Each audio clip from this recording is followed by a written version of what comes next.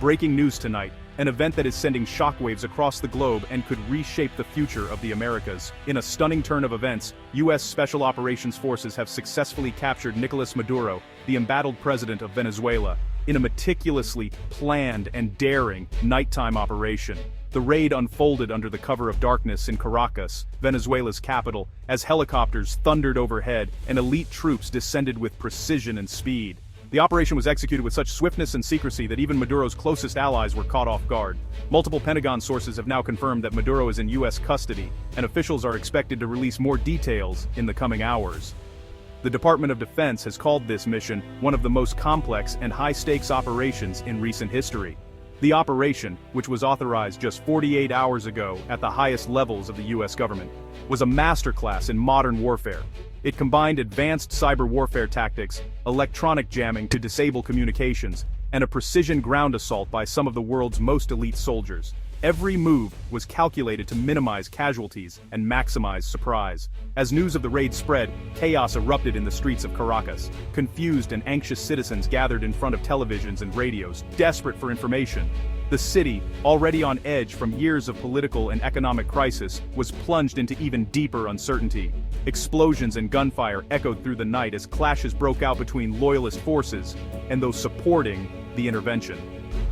The White House, for now, remains silent, refusing to comment on the operation or its potential consequences, while the world watches with bated breath. This marks an unprecedented moment in U.S. foreign policy. Never before has the United States taken such direct and forceful action against a sitting head of state in the Western Hemisphere. The decision to act will be debated for years to come, as historians and policymakers grapple with its implications. The ramifications are enormous, touching on international law, national sovereignty, and the delicate balance of power in the region. The United Nations has called an emergency session, and diplomats around the world are scrambling to respond to this bold move by the U.S. Venezuela's crisis has been building for years, with widespread protests, economic collapse, and a humanitarian disaster that has forced millions to flee. But tonight's events represent a dramatic escalation, one that could either pave the way for a new beginning or plunge the nation into deeper chaos. In the streets, some Venezuelans are celebrating, waving flags and cheering, hopeful that this intervention will finally bring about the change they have longed for. For them, the capture of Maduro is a symbol of hope and the possibility of a brighter future. But not everyone is rejoicing. Others are furious, calling the raid an illegal invasion and a violation of Venezuela's sovereignty. Protests have erupted, with demonstrators clashing with riot police and demanding that foreign troops leave their country. The Venezuelan military is now deeply divided. Some units have chosen to resist the U.S. forces, vowing to defend their homeland at any cost, while others have stood down or even joined the crowds in the streets. The chain of command is fractured, and the risk of further violence looms large. The situation on the ground remains fluid and extremely dangerous. Armed patrols roam the streets, civilians seek shelter, and journalists risk their lives to bring the world the latest updates from this rapidly evolving crisis. As dawn breaks over Caracas, the city holds its breath. The next hours will be critical in determining Venezuela's future. Whether it will move toward peace and reconstruction, or descend further into conflict and uncertainty, the world is watching, and history is being written in real time. Operation Silent Falcon began just after midnight. U.S. stealth helicopters, nearly invisible to radar, flew low over the mountains toward Caracas. Onboard elite Delta Force and SEAL Team 6 operators, armed with silenced weapons and advanced comms. Their target, the Miraflores Presidential Palace, and a secondary safe house. Meanwhile, U.S. cyber teams launched a digital attack, crippling Venezuela's command networks and power grid. The plan: paralyze Maduro's forces, strike fast, and avoid urban warfare. The entire ground operation was designed to last under 30 minutes. Success depended on flawless execution and total surprise. The decision to strike was made after tense Oval Office meetings. Intelligence warned Maduro was preparing drastic, destabilizing actions. Advisors were split. Some feared diplomatic disaster, others saw a fleeting chance for a clean operation. The president, persuaded by the promise of a swift, surgical strike, gave the order. The risks were immense. Failure could mean catastrophe, a new Cold War, or a regional conflict. The mission's success or failure would define U.S. foreign policy for years. The helicopters and cyber teams launched, and the world held its breath. History would judge this moment as either liberation or folly.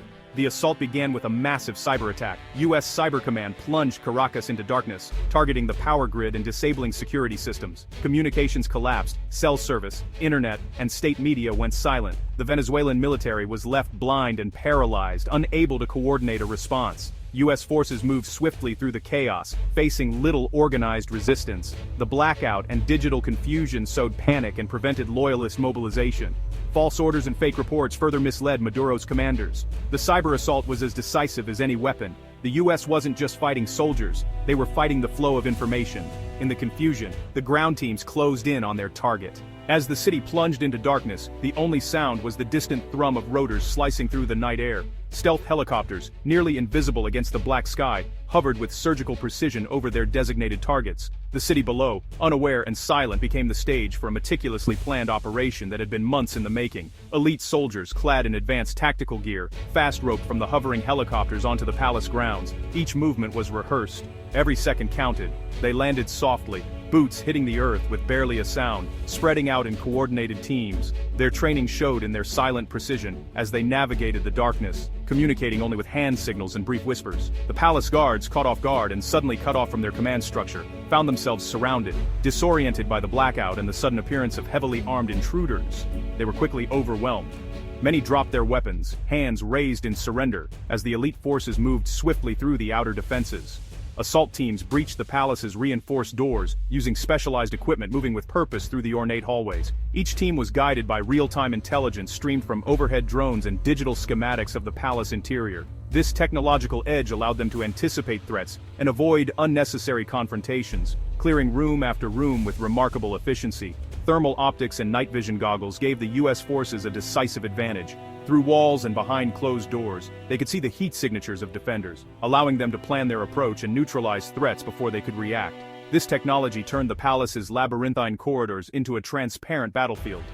Most palace guards, stunned by the speed, coordination, and overwhelming technology of the attack, surrendered without resistance.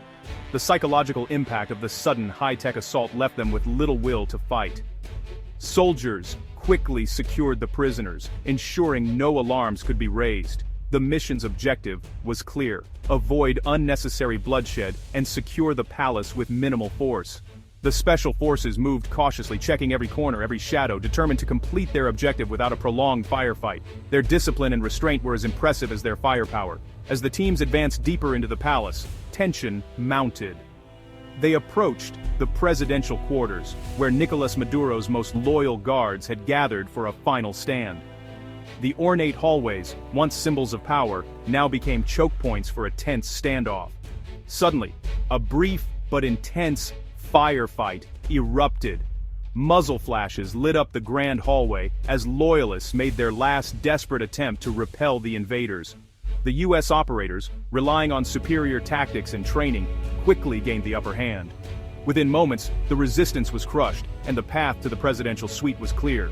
Within 10 minutes of landing, the palace was fully secured. Commandos signaled the all-clear, sweeping through the grand rooms, to ensure no threats remained. The operation's speed and precision left no doubt about its success. Now, the commandos closed in on their primary target, Nicolás Maduro. Every step was measured, every movement coordinated as they prepared to breach the final door and complete their mission. The operation was nearly complete. Soldiers regrouped, catching their breath but remaining alert, communicating updates over secure radio channels. The sense of accomplishment was tempered by the knowledge that the world was watching. Across the globe, news outlets interrupted regular programming to report on the unfolding events. People in cities and villages alike watched their screens, waiting for confirmation of what had just transpired. The fate of a nation, and perhaps the region, hung in the balance as the world waited for the final word. Deep within the heart of a heavily fortified compound, a team of Delta Force operatives prepared for the moment they had trained for over countless hours. The steel door before them was designed to withstand almost any assault, but with precision and explosive expertise, the special forces breached it in a matter of seconds. The thunderous sound of the door giving way echoed through the corridors, signaling the beginning of the end for the regime inside.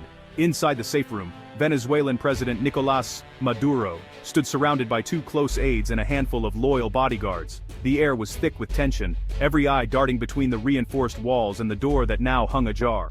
For a brief moment, time seemed to freeze as the reality of the breach set in. The bodyguards, fiercely loyal and well-trained, sprang into action, determined to protect their leader at all costs. but the Delta Force team moved with overwhelming speed and precision. In a flurry of expertly coordinated maneuvers, the security detail was overpowered and subdued in mere seconds, their resistance no match for the elite operatives. Maduro himself, caught off guard and visibly stunned, offered no resistance. His face betrayed a mix of disbelief and resignation as he was swiftly handcuffed. Not a single shot was fired at him. The operation was executed with surgical precision, ensuring the capture was as clean as possible. Over the comms, a calm but urgent voice relayed the code word: "Package is secure." The message was transmitted instantly, traveling across encrypted channels to the highest levels of command, including the Situation Room at the White House. In the U.S. Command Center, a wave of relief and cautious celebration swept through the ranks. Months of planning, intelligence gathering, and international coordination had culminated in this single, decisive moment. Maduro was now in U.S. custody. Flanked by heavily armed soldiers, Maduro was escorted out of the compound. His hands bound, his expression a mask of disbelief, he was led across the tarmac to a waiting Black Hawk helicopter. The world he had known was slipping away with every step. The Black Hawk lifted off into the night sky, its rotors slicing through the darkness. Mid-air, the prisoner was transferred to a U.S. military transport aircraft, a seamless operation that left no room for error or interference. By the time the first rays of dawn touched the horizon, Maduro was already thousands of miles from Venezuela. Inside the military aircraft, he sat in silence, a prisoner of the United States, his fate now in the hands of a new power. Remarkably, the entire ground operation, from breach to extraction, had lasted just 22 minutes. Every second had been meticulously planned, every movement rehearsed to perfection. As the helicopters faded into the distance, Special Forces teams swept the area, securing the perimeter and ensuring that no rescue attempt or counterattack could threaten the mission's success. The risk of retaliation was eliminated before it could even begin. In the aftermath, the presidential office in Caracas stood empty. News of the regime change flashed across screens worldwide, sending shockwaves through governments and financial markets alike. Venezuela's leader was gone, and in a single night, the world had changed forever. Caracas erupted with conflicting emotions. In opposition strongholds, crowds celebrated, waving flags and chanting for freedom. In pro-Maduro neighborhoods, anger and fear took hold. Supporters burned tires and blocked roads, denouncing the U.S. as invaders. Security forces fractured, some vanished, others clashed with protesters. Gunfire echoed as loyalists and opposition fought for control. The city splintered into zones of chaos and uneasy calm. Ordinary citizens hid indoors, fearing violence. Hopes for a better future mixed with dread of civil war. The capture of one man had unleashed a storm of division. The world reacted instantly and bitterly. U.S. allies cautiously welcomed Maduro's removal, urging elections and humanitarian aid. Russia, China, and Cuba condemned the raid as illegal and dangerous, demanding Maduro's release. The UN Security Council called an emergency session. Europe criticized the U.S. method but expressed relief at Maduro's ouster. Human rights groups warned of a dangerous precedent for international law. The U.S. faced both praise and outrage, its global standing on the line. The world watched to see if Venezuela would stabilize or spiral into chaos. The diplomatic fallout was immediate and severe. The next steps would shape the region and the world for years. As dawn broke, Venezuela stood at a crossroads. For some, hope surged. Dreams of democracy, recovery, and reunion. But the country's wounds run deep, and rebuilding will be monumental. The opposition must unite to form a stable government, but old divisions linger. Maduro's supporters feel betrayed, fearing persecution and the loss of social programs. Armed loyalists have gone underground, raising the specter of insurgency. The U.S. intervention ended one era, but cannot build a new nation alone. Venezuela's future now hangs in the balance between promise and peril.